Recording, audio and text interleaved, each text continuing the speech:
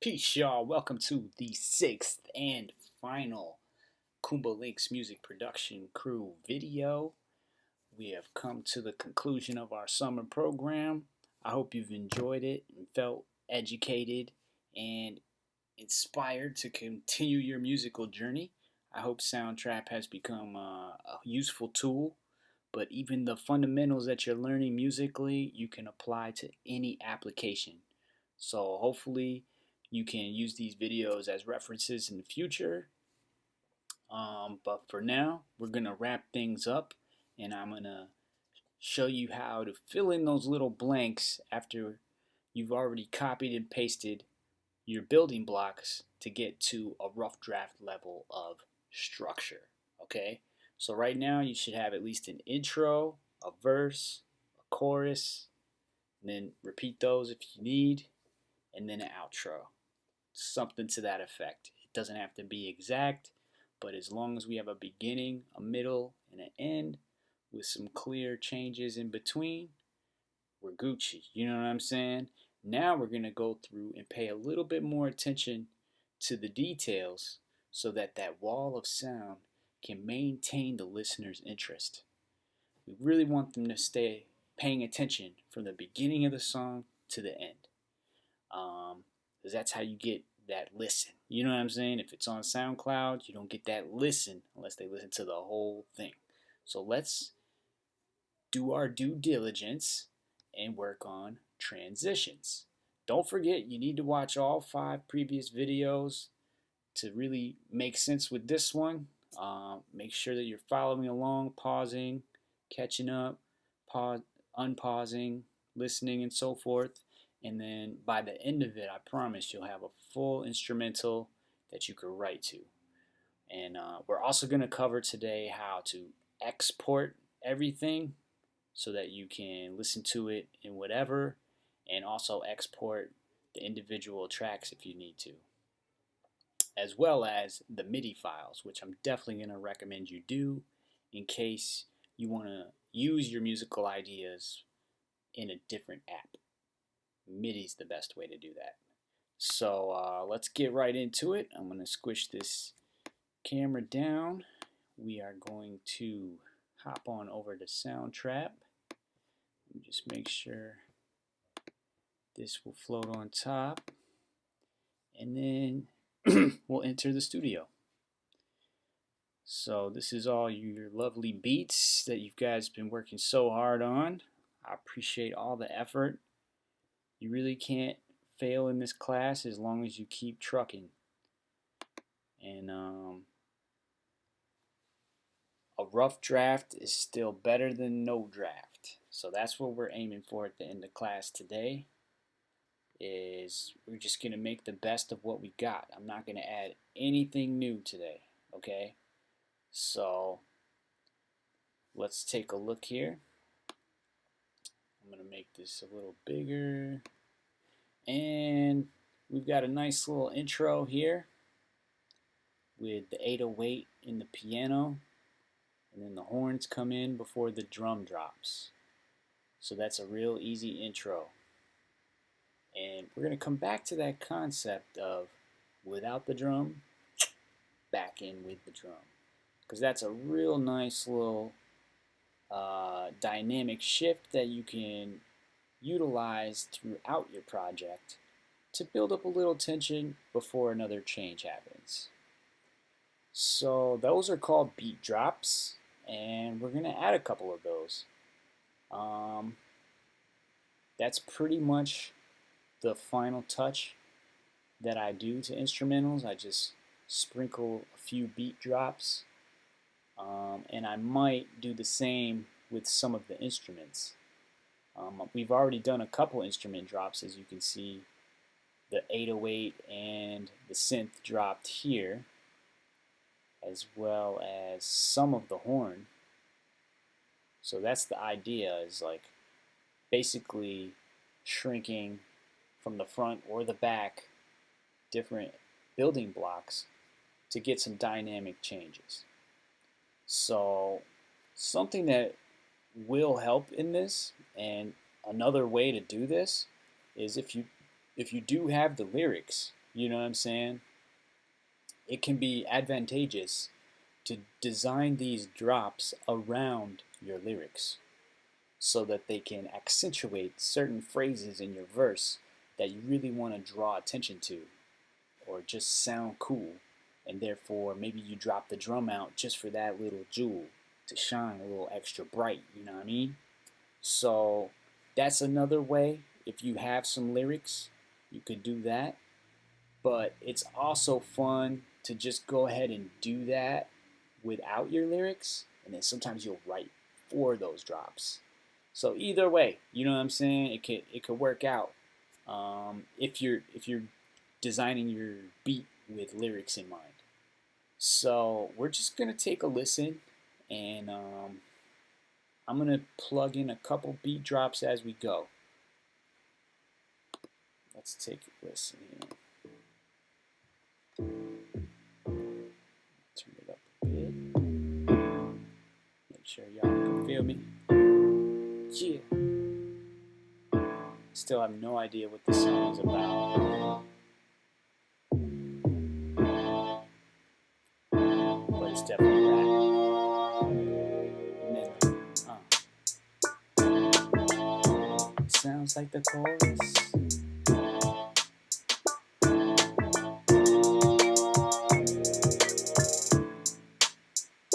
Still the chorus.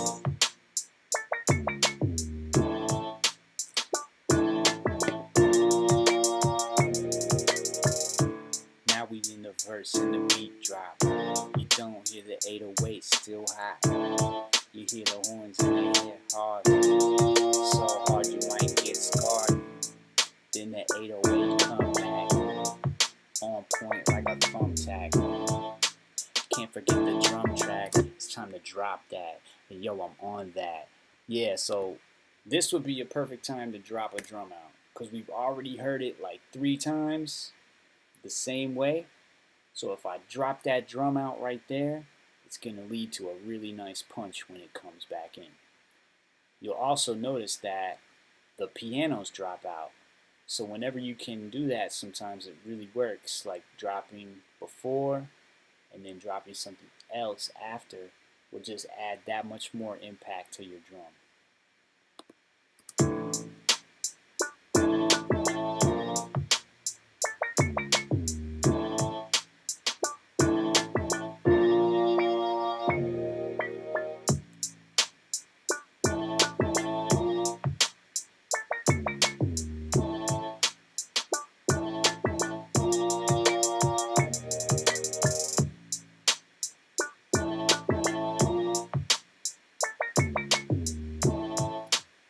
Now this time I'm going to do it on a snare instead of a kick, or a bap instead of a boom. It's real easy to do drops based on the booms, but sometimes when you base them on the snares, it can really accentuate a different part of the instrumental. And in this case, I'm going to draw attention to that little meow meow meow meow meow.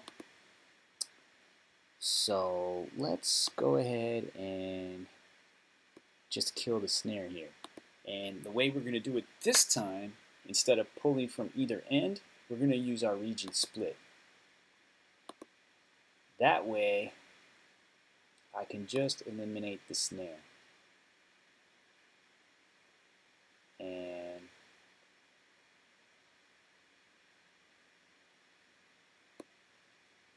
we'll see. Actually, I want to also eliminate right before, because I want it to really accentuate that. So let's hear that.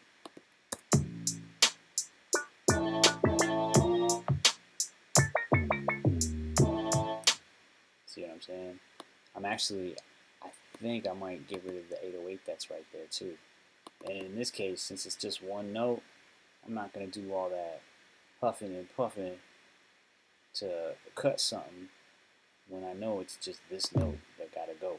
So bye. Here we go.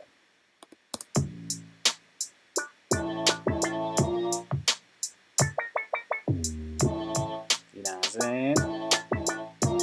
I think I might have left one hi-hat that I didn't want to. Yeah, it's right on the very first meow meow meow meow meow. So I'm gonna pull that back. Whoa, boy, step. That should do it.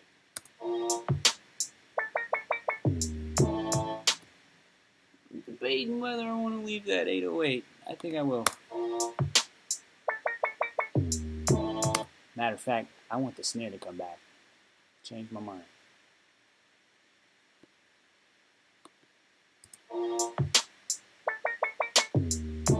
Yes. It's these little details that are so fun and at the end of your production process because they can really add so much. So the question is, do I let the roll come in?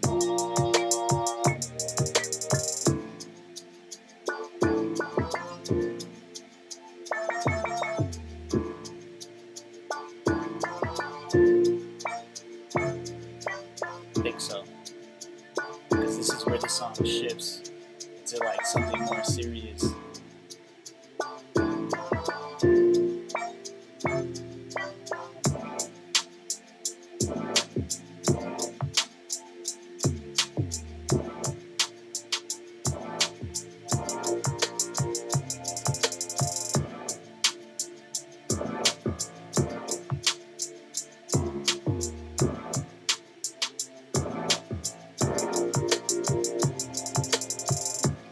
I think now that we're into this new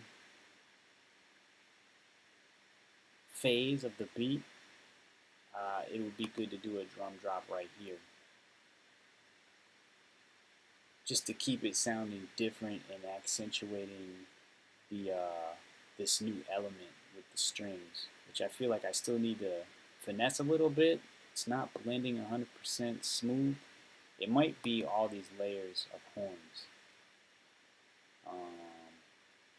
So I'm going to come back to that, but for today, I'm just going to focus on these drum drops.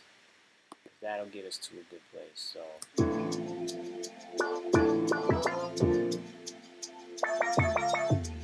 what I might do is I'll just move these horns back to the piano.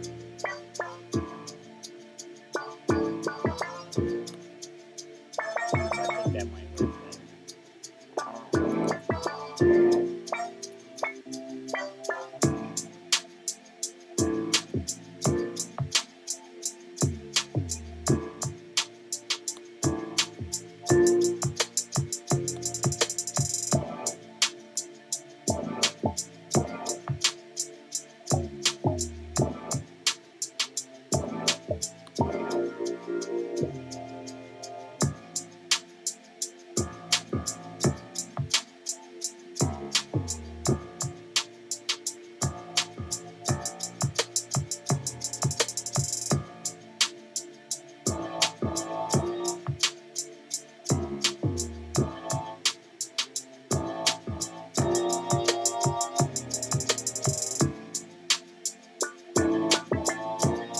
So now we're at the last chorus.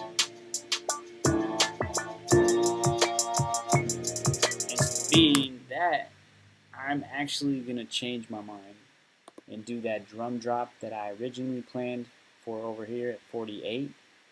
I'm going to do that right before the last chorus instead. So I'm going to command an X that one, since that's the one I want to cut. And then I'm going to command and V it over here. So effectively just doing a replacement. And I did move the horns up to the piano. Before I added this synth, I liked how that sounded. But when I added the synth, it sounded too muddy. So I'm going to keep them on the piano for now.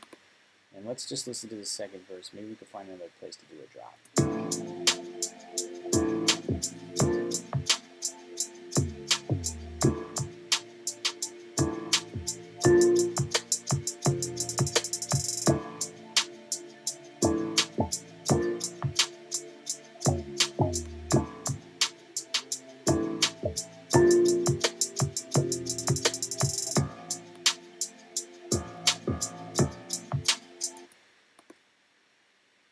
not adding anything.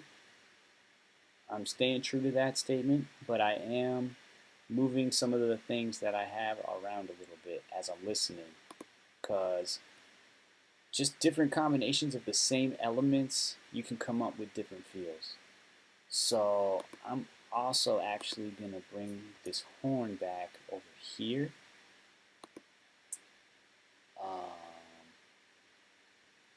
Because I just feel like a little something is missing. And it might blend cool with the way that I got it going with the flop sound. So let's just dial it back. I just want it to be interesting. If it's interesting for you, it should be interesting for the listener. You'll notice I had a little drum drop.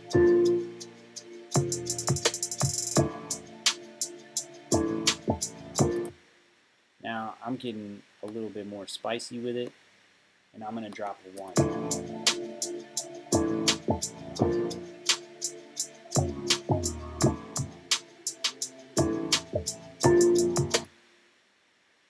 This time, we'll drop the second half. The first time we dropped the first half, we'll just keep it funky like that.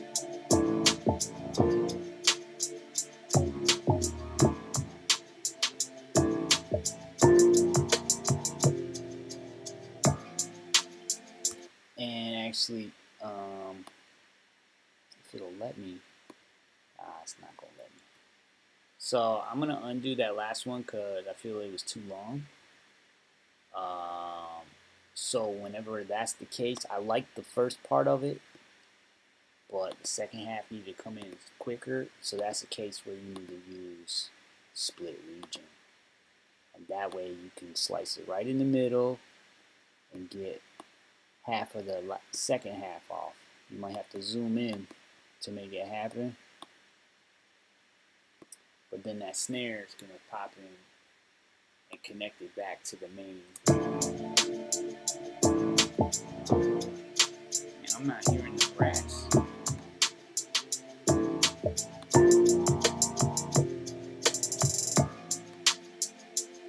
I might have to raise the octave on that. Can't hear it. So if your low end is getting too muddy, take those bad boys and move them up to the next octave. So I am on brass, and I'm on the only the brass on 45. That's the only one I'm going to raise up.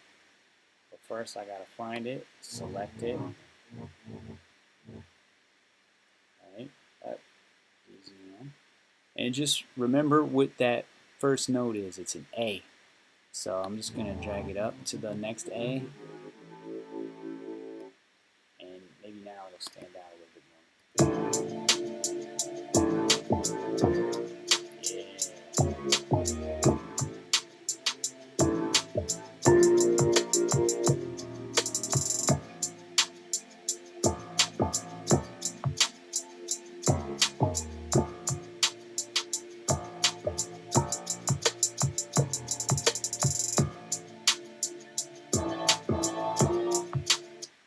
Now I haven't dropped it on these hits at all yet, so we're going to drop it on these hits for this one.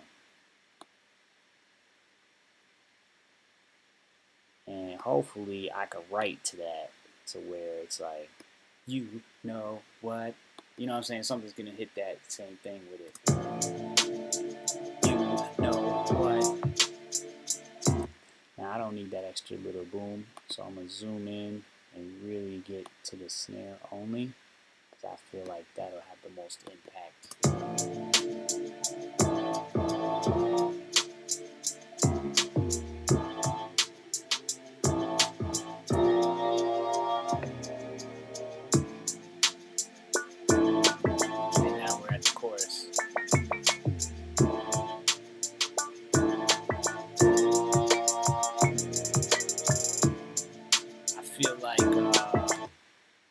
The string is weighing heavy at this point. We need it to drop out to get back to the essence of this song. So I'm going to dial this string back. It's actually more of a synth, but it sounds like a string to me. And that way we can have a more dynamic outro.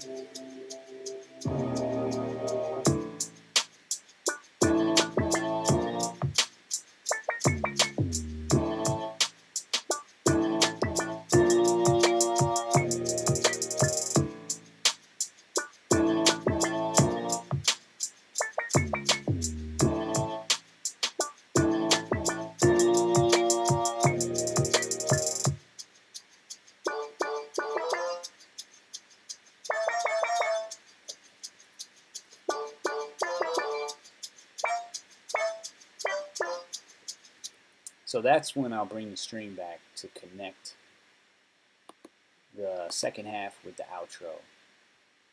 And that's going to be beautiful because then you can see here as mathematics goes, the listener will only have heard it 4 times total.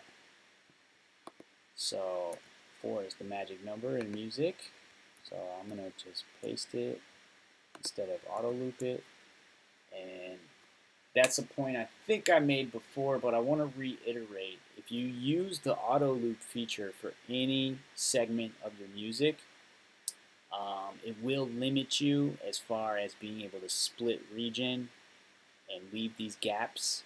So I always recommend, instead of using auto loop, and this goes back to GarageBand, and it holds true here.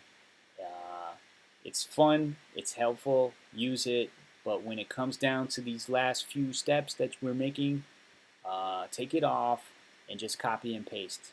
I copied and pasted and auto loop. You know what I'm saying? So as long as it's a chunk that you can work with in case you need to delete a chunk, then you know you're good. Now, I am a little unhappy with the horns at the end. So I feel like that very first note needs to hit harder. It just needs a horn right there, just like one little extra horn. So I am going to break my promise, and I'm going to add one more note of music because I feel like it just really needs it. It's the 4th bar out. And it's when the final chorus comes in. So I feel like it's important for that that last oomph to come in with a little bit more oomph. You know what I'm saying? And when it comes in with just the piano, listen to it.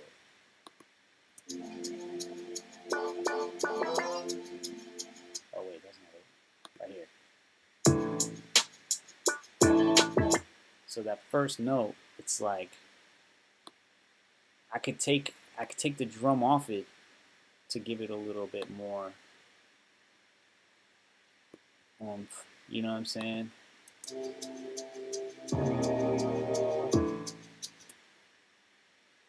But I feel like one more horn note might do the trick. So let's try it. What's the worst that could happen?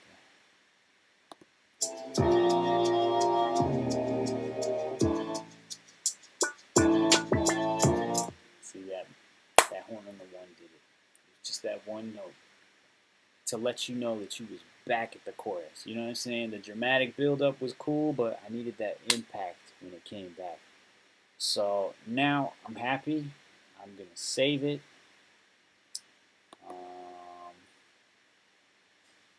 And now we're going to get to a very crucial part, which is how do we really save it? Because after this class, I cannot guarantee that you'll be able to log into this for much longer. I have an educational version of this program, so we have special access right now to all of these loops and all of these instruments, whereas if you already have a free account, you know you don't get access to all of that stuff.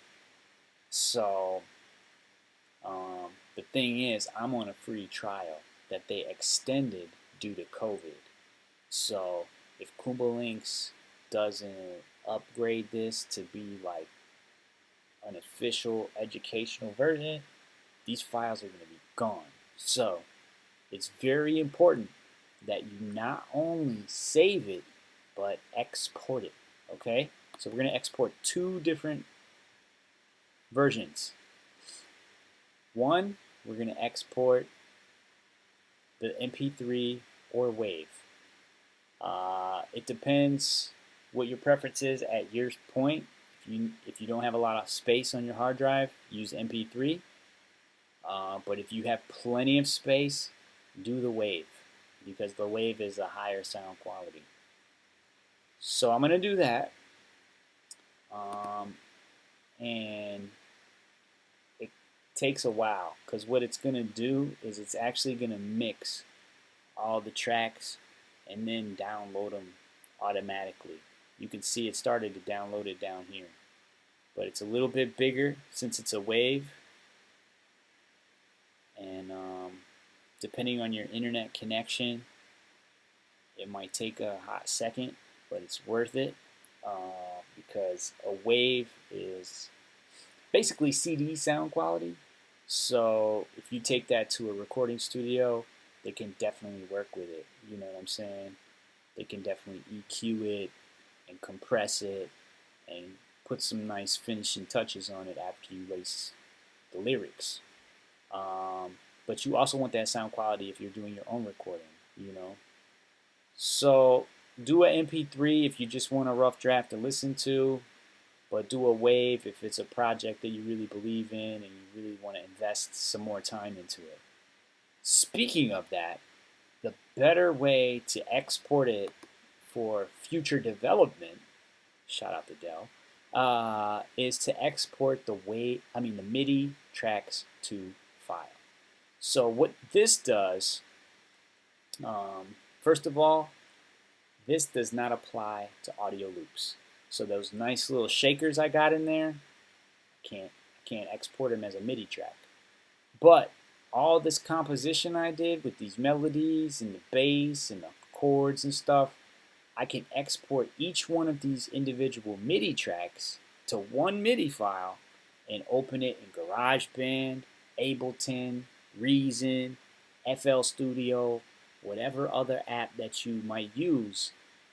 You can open up these MIDI tracks and then just reassign them to the instruments that come with that app. And you might even make a hotter version, you know what I'm saying? But you'll have these building blocks and you can change them, multi-track. So that's the dope part about MIDI. I'm gonna do that right now. Hit export MIDI tracks to file, and boom, I'll be able to open that in GarageBand. So that's key, you know what I'm saying? Definitely still save it, give it a good name, a final name, and do me a favor and email me the MP3. So even if you save it as a WAV, also do it as an MP3 so you can make it email friendly, okay? And email it to me. You know what I'm saying? If it's halfway decent and not like, you know what I'm saying, just the only way I wouldn't want to share it is if it wasn't like loud enough or too loud and it distorted and had noise to it. Other than that, I would be proud to share anything you guys share with me, because no matter what you wind up with, it's a step. You know what I'm saying? Before you took that step, there was no step. And then you took the courage to make that step. So I'm proud of that, no matter what. You know what I'm saying? If you could share that with me, I would be so grateful just to see what it ended up sounding like. And then hopefully you're happy with it and you can develop it further. You know what I'm saying? That's what it's all about. I'm working with KL to see if I can come back in the fall. If that's the case, perhaps we can pick up right where we left off and really get into the lyrics piece. This app does have auto-tune, so it's really fun to mess with, and we'll get to that if I can see you guys in the fall. If not, yo, it's been real. I've been inspired by a lot of your work. Please keep it going and keep in touch. You know what I'm saying? No matter what happens, you got my email. Reach out, share your works, and maybe I'll see one a few of you guys this week for those interviews that we were talking about at the KL Space.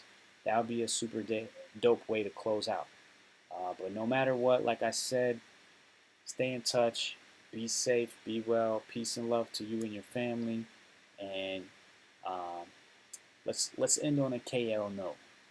Peace, love, respect for myself. Peace, love, respect for everybody. Ashe, ashe, ashe. All right, y'all. I'll see you at the meetups. Word!